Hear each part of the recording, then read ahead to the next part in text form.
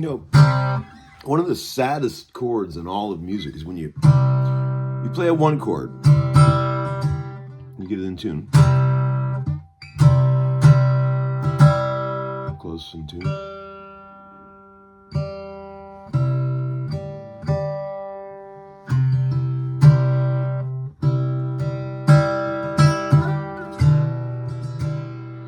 and you just lower the bass a half step. In country and western music, we call it a 1/7. So if you got a one chord,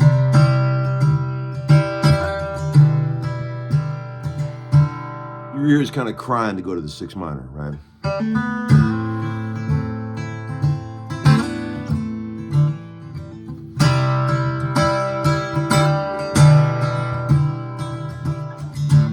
I put that right there in line with the 5 minor as one of the most effective emotional chords. See, if you're doing a walk down, okay, this happens all the time. You guys have heard this in a million songs, especially Coldplay-ish type songs. It's so much more effective if you're going to do the walk down to keep the one chord on top instead of going to a G over B, which a lot of people would do, like in older types of music.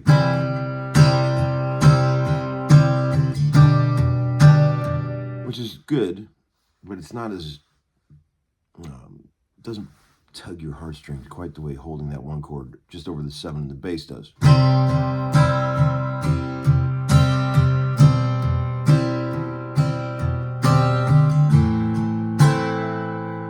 So let's investigate. You got this triad happening here. Imagine it in tune.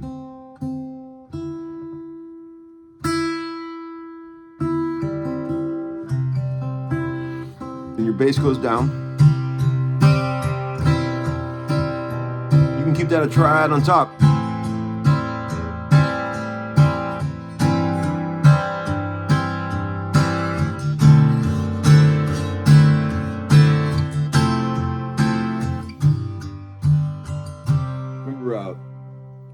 I love the old Lennon song. He kind of did a bit of that. My games to get pushing the barriers based on that. That's the part of that I love. Instead of doing the, okay, check it out. One games together, taking a barrier. F, the 4 chord, peace on a 2. Instead of going to the 5 like everyone else would do, he plays the 2 and then just walks the bass down to C, and then kind of leaves you unresolved, and then starts over again on the C. Mind Games, John Lennon, you might have heard of it. Mind games together, pushing barriers.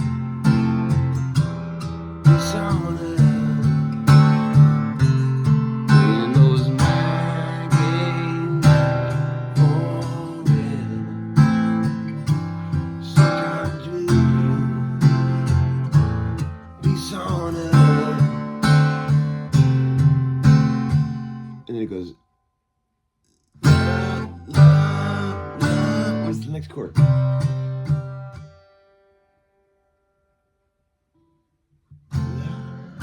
Is the end. You know that for sure. Man, I can't remember the next chord. Anyway, I have to go back and listen to that.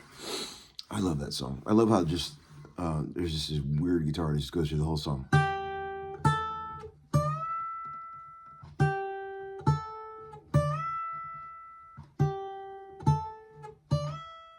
Goes through all the whole song. Listen to it. Oh, hey guys, it's Uncle Larry. You might know me as Tom Bukovac. I just wanted to say, I don't have nothing planned today. This is bullshit. You should go watch somebody who made a video where they planned something. But last night was really special, and I just wanted to say thank you to everyone who came along to see the Cliffs and me and Jed do our little thing at the basement on 8th Avenue downtown. And you can hear the microwave downstairs telling me my coffee's done. Can you hear that? It was one of those things, man. Here's the thing about life and music, especially when you get a bit older. Got done working. I've been working all day yesterday, and I was a little shot. And I was thinking, damn it, I got to get my ass down there and do a gig tonight. If it was up to me, I would have crawled home and gotten in bed. But I had to force myself into going. And you know how it is when you got a gig and you beat up. You just didn't really want to go. But got my ass in the car, went down there, and had one of the funnest nights I've had in a long, long time. Sweet, sweet friends, people were down there, people that I really care for, and it was just great to see everybody. The Cliffs destroyed the place with their amazing set, and Jed and I played about 6 tunes, all Jed's creations, and they're beautiful. Jed's always been great, but I've noticed how we all mature as we sort of, grow up, and he's developing new gears as a singer and artist, and it's really great to witness. I said to him on the way home, I said, man, that was special. We should do that more often, We've always had a very natural ability to play together. The old yin and yang, as they say. Oi!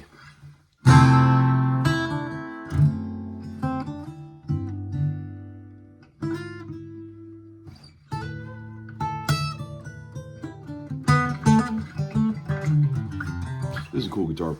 This would be one of the last ones to go if I sold them all. This is 64 J50, which by all rights and means shouldn't be much. But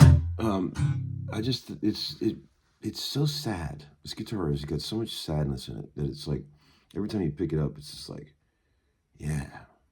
I love sad guitars. I love when you play this chord.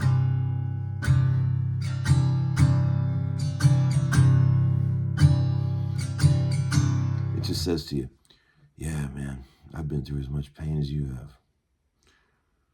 I can relate to that. I love a sad guitar.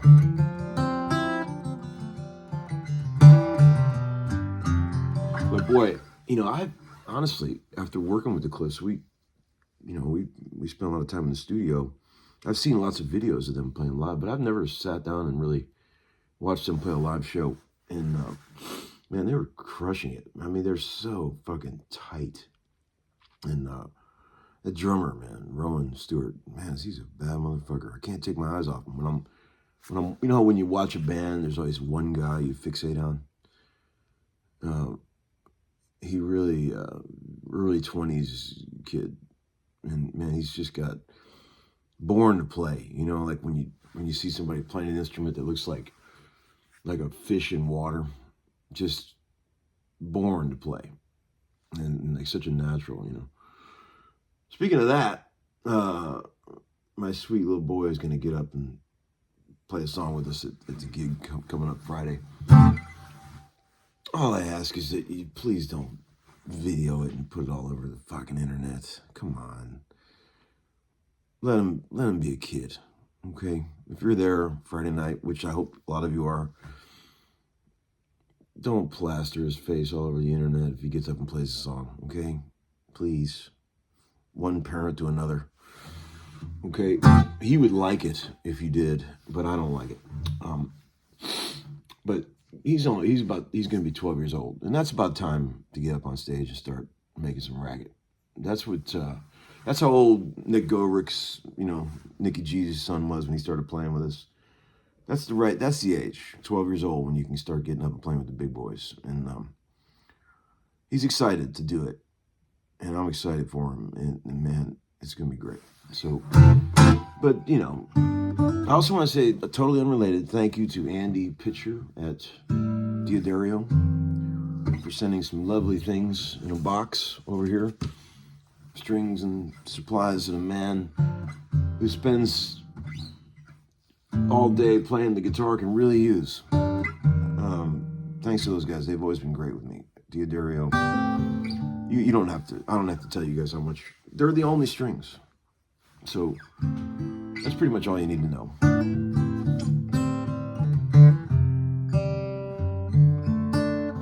I also want to give two special fuck-offs. One to Old Growth Redwood is one of the viewers. Massive fuck-off to him. And a guy named Lee Golland who got under my last nerve yesterday, boy. Lee Golland. I just pissing off. I took 2 seconds to play that Van Halen video, that intro. I haven't heard that song. I haven't even listened to that song in 20 years. I just played it from memory. I'm sure it's not exact. If I wanted to fucking sit my ass down and learn it and make it sound exact like that, I could do it in 5 minutes, okay? And he's like, you should have called that hot mess for teacher. Shut the fuck up. He goes, I'll come and show you how to play it. I'm like, suck a dick. How about that? Oh, man. I mean, these people, there's a couple of guitar players, iconic guitar players. Hendrix and Van Halen, I would put at the top of this list. Tell me if you agree. You can't even fuck around and reinterpret anything that either one of those guys did without a legion of assholes telling you you're playing it wrong. And Stevie Ray too, I think. I wouldn't put him up as high as Van Halen or Hendrix. Everyone prides themselves on being able to play these recorded works of Hendrix and Van Halen exactly like the record, completely not understanding that if they would have used the next take instead of the one they learned their whole life, it would have been something totally different. Because both of those guys were great improvisers. And so you go fuck around and play one of their tunes, and I love to reinterpret things. If I need to sit down and learn something exactly, I can fucking do it. And it doesn't take me any time at all. And I can make it sound exactly like the original thing if I want to. And when I'm fucking around with these songs, I'm doing my own thing with them, people. I'm like, taking what I liked about it and fucking with them a little bit, and trying to get the spirit of it. That's what I'm trying to do. So,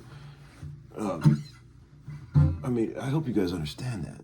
Any decent guitar player, if you sit down with a record, you can learn it. It's not that hard. But I just hate it when people get all anal about playing the shit note for note. It just cracks me up. It's like, who the fuck cares? It just kills me. So there's that. I'd like to beat his ass, that guy. Take him outside, smack him around a little bit.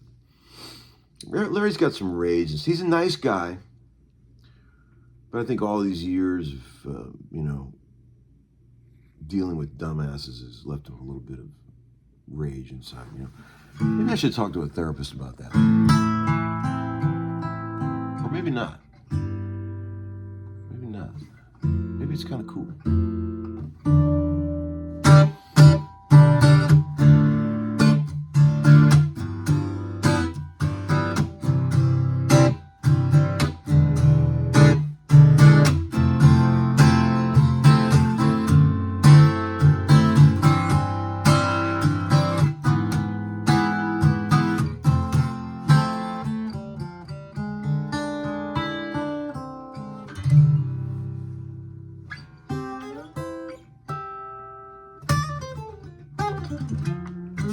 So Friday night, here's how it's gonna be. A lot of friends are gonna come. I'm gonna have, I've already told you this, but I'm gonna recap. Jack Rush, I don't know how to say his name. He's an amazing guitar player. You know who I'm talking about. Jack Rush. He's a bad boy. He's gonna open the show with his trio, I reckon. and I think they go on at 7:30. And then Uncle Larry will come up, I think at 8:30 or something, and I'm going to bring up 5 or 6 different amazing singer-songwriters to just sit with me and do a duo. Chuck Cannon, Jeffrey Steele, Dave Pahanish, Kristen Lee, Jed Hughes, Maddie Warren, all my dear friends. We're just going to do a couple songs each. I'm going to accompany them. And then we're bringing out the big guns. You know, Nikki G is going to join us, Guthrie. And we're going to play, you know, got the band, play a few R&B numbers and close out the night. And I'll stick around and, you know, shake some hands and kiss some babies, as they say, of people that came a long way to see that, and I appreciate it. I don't think we're going to live stream this one. I'm tired of live streaming everything. I'm tired of everything being all over the internet, just to begin with. I liked it better when you had to be there to witness something live, in person, because that made it special. I like that, personally. I was thinking that last night as I was watching the clips. It sounded so good in that room, and you could feel the palpable energy in there. And I was thinking that if I would have took my phone out and videoed a couple minutes of it, how little of that energy it would actually capture. Because we all know this, there's just nothing like being there. Man, and live music is meant to be shared in that regard. You know, it's special when you're actually in that room and you could feel the body heat of all those other people who are also there, music fans. It's really cool. It's special. You all know what I'm talking about. It's happened a million times. You've seen it. And a fucking bullshit cell phone video is about the last thing to paint a picture of what it was really like there, you know? Yet everyone does it. My advice, friends, is to put the fucking cell phone down, sit your ass there with an ice cold beer and try to make a memory of watching it. And look at the people you're with and share it with them. That's it. Old school. I'm finding that more and more things about me are old school. You guys know what I'm talking about. But we got a game tonight. I don't know who's playing, but I think we got a game. Thursday night football. Or did they ruin that with the double Monday night game last week? We'll see. But anyway, looking forward to seeing you guys at the gig. Thanks for sticking with me all this time, friends, and sticking around, and all the kind words of support and donations that kept this channel churning and keep it chugling, like John Fogerty said. You know what's a good movie? I'll leave you with this. Me and my special friend were sitting there watching. We were looking for a movie to watch, and we just randomly flipped on this sort of the Twilight Zone movie. You guys know the Twilight Zone. The original Twilight Zone is my favorite, all-time favorite TV show. I'm sure I've mentioned this many times. You know, the original 1958 through 62. I'm a huge fan. I've seen them all several times, and I know most of the titles. Amazing shit. There's a movie, I don't know what year it's from, but opening scene, Dan Aykroyd is driving in a car with another guy. Dan looks pretty young, so it must have been pre-Blues Brothers. So what year would that have been? 77. And Twilight Zone movie from that era is really good. And there's an opening scene where they're riding in a car listening to the Midnight Special by the Creedence Clearwater. Man, is it cool. What a cool song. John Fogerty. Bad motherfucker. All right, friends. Have a good day. See you later.